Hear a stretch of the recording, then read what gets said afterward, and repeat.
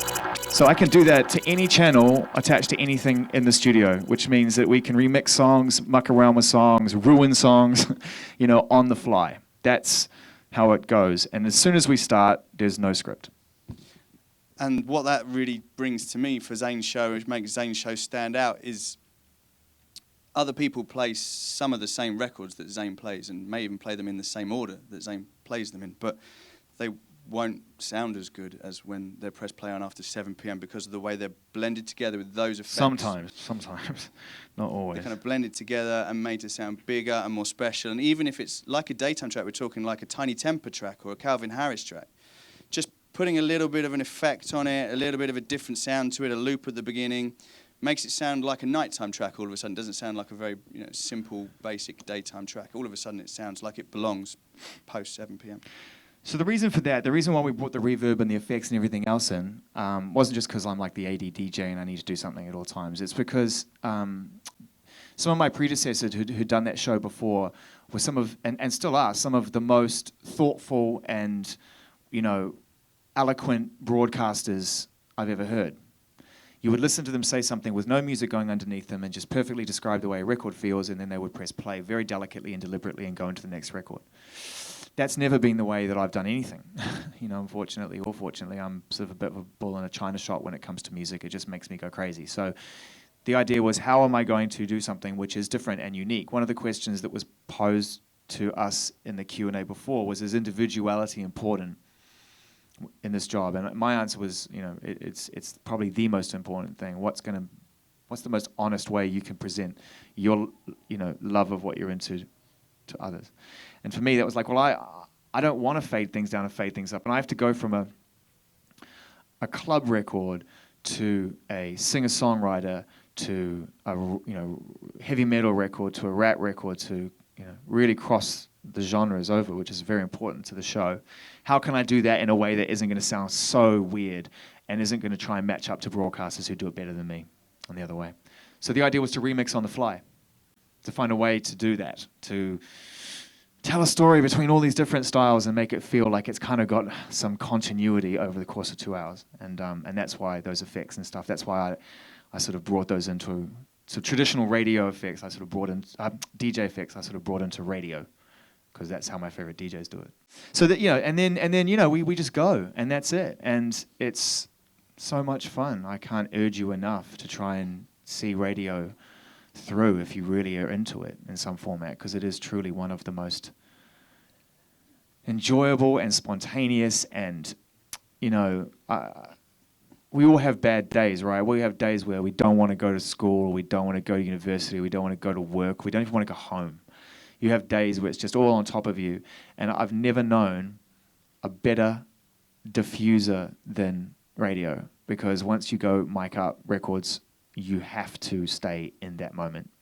You have to forget about all that. Otherwise, it's going to be a painful 2 hours for you and for however many people are listening. So it actually keeps me kind of sane. And I'm just a radio guy. I love it. Absolutely love it. So I think we should take some questions. Yeah, you guys up for that? At this stage, anything we've been talking about or anything that kind of relates to you or you want to do? Any kind of questions? Let's just do that from now on, because enough about us. Let's talk about you. How far in advance do you make up the playlist? Good question. So we have our music meeting that Zane was talking about on a Thursday afternoon. The Radio 1 playlist comes in on a Wednesday afternoon, so I can start looking at that and seeing kind of, breaking down which tracks have started on our show and we'll obviously be playing the following week. Then on Thursday, we have our music listening meeting, and then from that point on, I've got, 50% of the songs we're going to play that for the following week ready to go. And then the features that Zane was talking about, with the interviews and sessions, that makes up maybe another 25% of the content we have, so that kind of, I can program that. And then maybe 10% for things that arrive on the day that we all... Yeah, easily. Things that leak. Easily. Oh, damn, the Daft Punk record's leaked. Got to go tonight. Got to go straight away. But although it's put down on a Thursday, there's a boring reason why we do that, which is we want to make sure that we're playing those songs and, Greg James isn't finishing his show with the same song that we start our show, for example. So I have to do that for a boring admin reason. But it's there, so we can set up the following week. But as we've kind of said, once on any day we'll go in and we'll reassess what we've programmed, and we'll look and say, Yeah. well, this song's relevant today, this one's not. We want to play this one today, we want to play that one I today. always like put it like we are prepared so we don't have to be, basically. We're prepared so that we know that there's something to fall back on, and it gives us the confidence to push forward and not fall back on anything. Yeah, you if know? it was all to go tits up, then Yeah. we know we could just press play from Yeah. start to finish on the records in that order, and hopefully no one Yeah. would notice. If I like cracked a rib, for instance, which has actually happened on the air, I should probably elaborate because that's just weird leaving it open like that. I punched him. His nickname is actually Punchy. I came in with a bruised rib, what I thought was a bruised rib, and I was about to go to air, and I sort of did this kind of, which I used to do a lot more, which was kind of a nervous cough before I go to air. I'd be like, and I was like, didn't come out. And as I did that, it separated like that, and it was the single most painful thing I think I've ever felt. And I was like, this was while the opening of the show was being played out. I mean, I'm on the floor, and my producer at the time is just going, like, is this a joke? I'm like, it's not a joke. He's like, okay. Goes up, presses play on the first record. And I normally would speak, presses play on the first record, pulls the thing down. What do you want to do? And I'm just like on the floor, like, I need to go to hospital. So there was no one to take over at that time. So John Peel, rest his soul, came in an hour earlier than he should have done, and he took the second hour of the show. And I sat down, which I don't sit down during radio. I stand up during radio. I never ever sit down when I'm on the air. And I sat down for that show, and I was just sounded so awful I could barely breathe. I had to just totally like admit it and just go, oh look, sounds weird. I've just cracked a rib. It's Radio 1. Here's Foo Fighters. You know.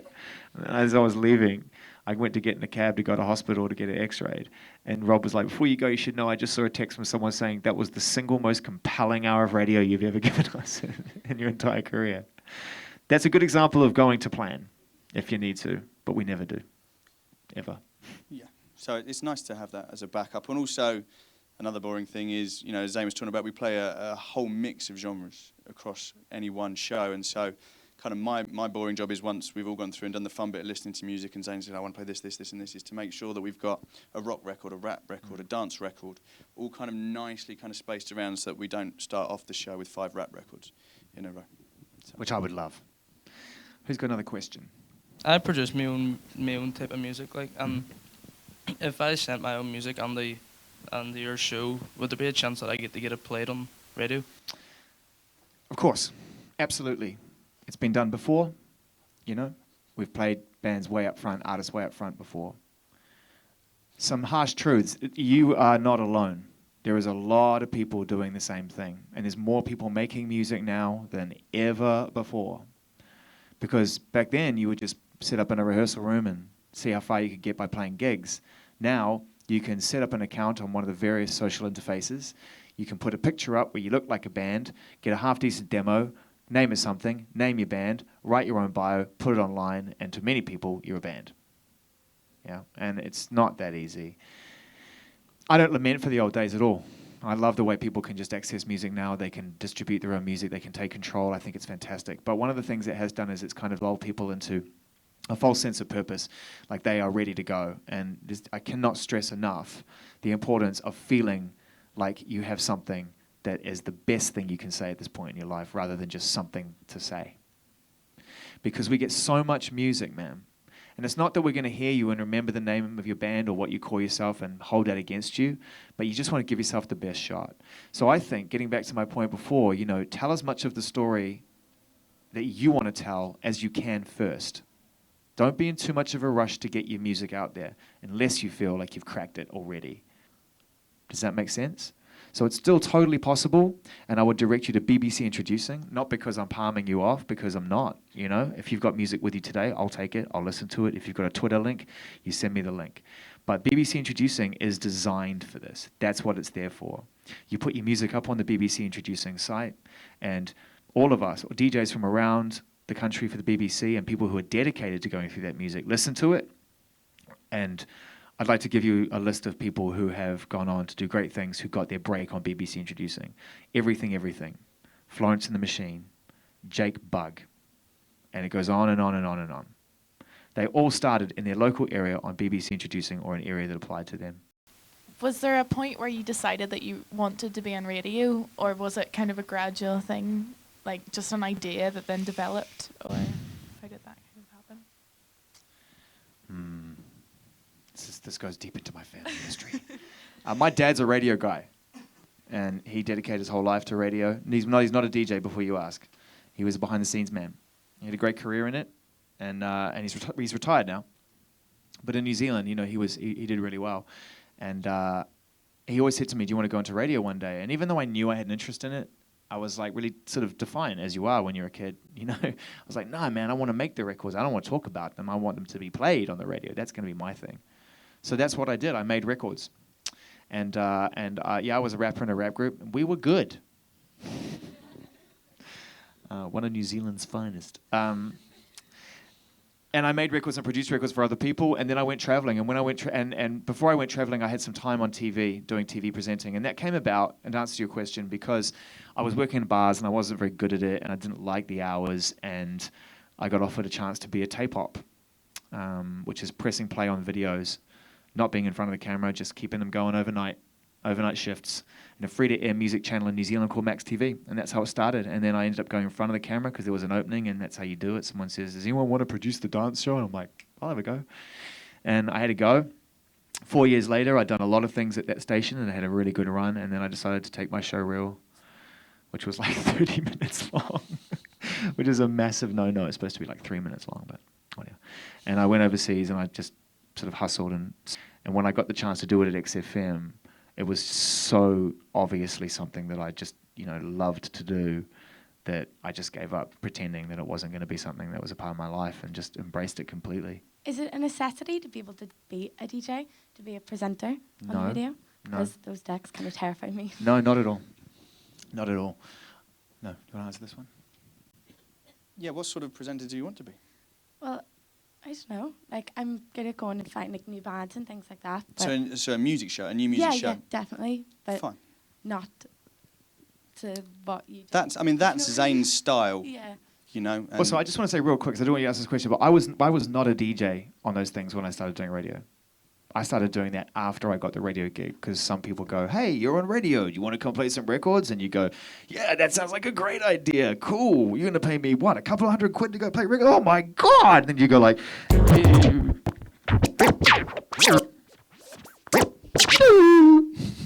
it's the worst thing you've ever seen and the worst thing you've ever done. So you've got to make a decision at that point. You either take it seriously and, you know, try and be good at it, or you just don't. I mean, have you ever been into a studio at all? Have you something you tried yet? No, not yet. But thanks. It is massively daunting the first time you walk into a studio and you see those desks in front of you. There are literally hundreds of buttons and faders and lots of different things, but you soon figure out that you need about 3 of those faders. One is for your microphone and 2 are for the music. Okay. And that's pretty much it. And then you start from that and you build your confidence, you know, and it's useful to build your confidence on the technology, because you need it to become second nature. You need it to become like driving a car, because you don't want that element of things getting in the way of you being who you're going to be on the radio. You know, you want to get your individuality across. You want to be different to everyone else. You want to get your personality across.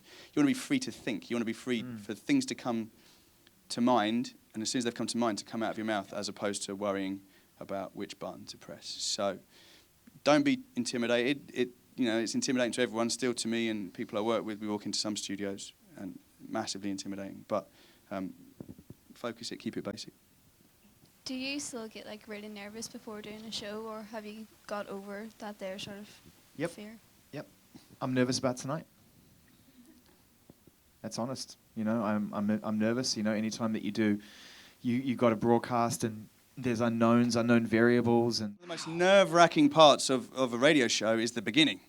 You know, it's getting on air. It's once you're in the flow of things. It's always like, if you're doing your first radio show, it's always that second hour where you suddenly, you know, you've fluffed everything up for the first hour. You've sounded terrible, and you just start finding yourself in the second hour. So just getting yourself underway, getting yourself a good start, and to do that, psychologically, one of the tricks I've used previously is to pre-record the first 1 or 2 links, just psychologically to know the show's got off and underway.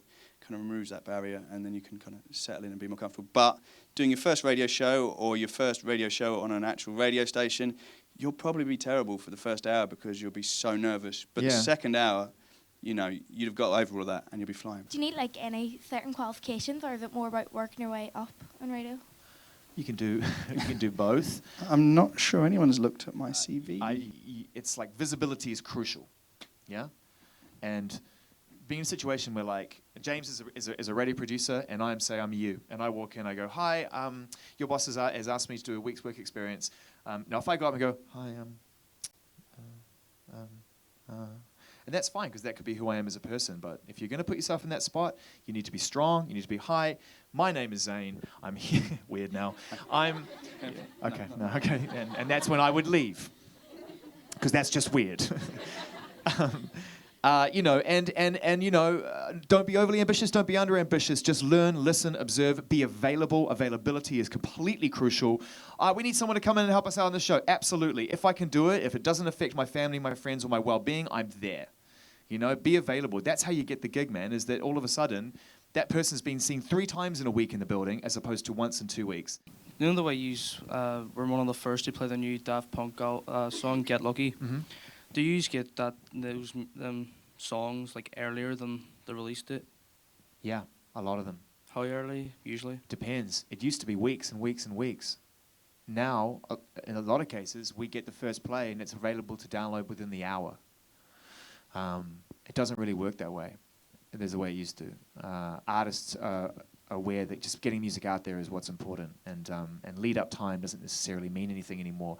In the case of Daft Punk, they did just the most remarkable marketing campaign of just like dropping hints and little ads and this, that, and everything else, to the point where the world was literally in a frenzy for this record, and so boom, 3 weeks at #1, albums out the park, you know, and they just nailed it. Other artists are just like, hey, we've got a song. We're going to give it to you to play, and it's going to go up on our website and up on iTunes within an hour. Boom, done, get it up and move. So yeah, in answer to your question, we do hear those songs early. We do hear them up front. We hold on to them, and we do work closely with artists according to when they ideally want us to play the record, because relationships in this industry are absolutely crucial. There's so much talent here in Derry. I'm not from Derry, but I think there's a lot of talent. So I was just wondering on what you've seen and heard from here. What are your opinions on people in Derry? I'll be really honest with you. I don't look at music according to region. And the personal reason for that is because I come from a country which is incredibly and fiercely proud of its musical tradition. New Zealand, being so far away, has given the world, in my humble opinion, some of the finest proponents of various forms of music ever. But the point is that you're so far away that you really, and a lot of times back in the day anyway, before the internet, only had yourself to shout to about it. That creates a huge level of pride, right?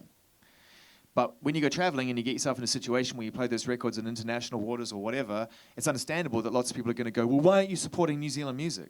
What's your problem? You're from New Zealand. Why aren't you making sure that people know about that music worldwide? And I had to make peace with the fact that I'm not there to wave flags. I'm not there as an exponent of New Zealand trade. I'm there to play the best songs possible, and I choose them accordingly. So I'll play a Fat Freddy's Drop record because it's amazing, not because it's from Wellington. And I'll play a band from Derry because it's great, not because I'm here for BBC Radio 1. Do you see yourself like staying where you are now in radio, or would you like to move on and like, well, be in radio but like something else maybe?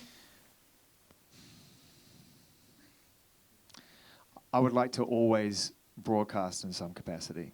I would love to always be around new music. You know, I love what I do at Radio 1. I love my show. And to this day, I get more enthusiasm and more excitement out of doing it than I did the day before, which, you know, coming up to 10 years in July is pretty amazing to be able to stand here and say that. And I don't take it for granted, and I'm super grateful for that fact. I do have other things I want to do in my life, but I don't see them as mutually exclusive. I see them as companion pieces, you know. If I'm in the studio making a record with a new artist and writing something or producing something, we spoke about this earlier today. I mean, you yourself said you felt it was kind of companion with that, and that they speak to each other. So all I want to do is just constantly be inspired by music, and I love being on radio. So yeah, I would like to stay at Radio 1 for the time being, as long as as appropriate for the station and appropriate for me. But for the sake of evolution and for the sake of moving forward for myself and for everybody else, you know, when that time is right, I wouldn't want to feel that I was, you know, holding on too tight. You know, I'd like to think that it came to an end naturally. You said about relationships, so how do you go about making relationships and getting connections and stuff? James. So it depends what level you're starting out at. When you're at the level of producing Zane Lowe show, people find you, and that they kind of find out who you are, and they track you down. When I started off in local radio doing an introducing show and that kind of stuff, I kind of started in my local area and kind of talking to the bands and talking to the kind of local record shops and labels and producers and engineers and studios, and kind of start just meeting people at gigs and going out and kind of working in that scene there. And then through doing stuff with that, I started meeting people at a kind of a national level as well, and building relationships. And that's kind of how I did it. There are, if you go onto Google, you will be able to find record plugging companies and PR companies that represent music, and if you get in touch with them, and you can maybe say, if you're doing something that's of interest to them, they can put you on their mailing list. Just meet people like-minded, like yourself, and help each other. That support network is so valuable, so important, and more than anything, you will create lifelong friendships out of it, and you'll watch each other grow and succeed.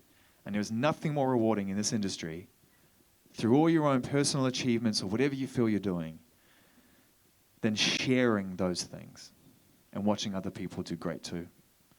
That's how you change the world. That's the corniest way to end this, but it's totally true. That's how you don't just change your world. That's how you alter things for the best. And that's how it's been done for many, many moons, and it's how it will continue to be done. So if it's all good with you, we're going to go make a radio show real. And it's been really nice hanging out with you, and I hope that's been of some interest to you.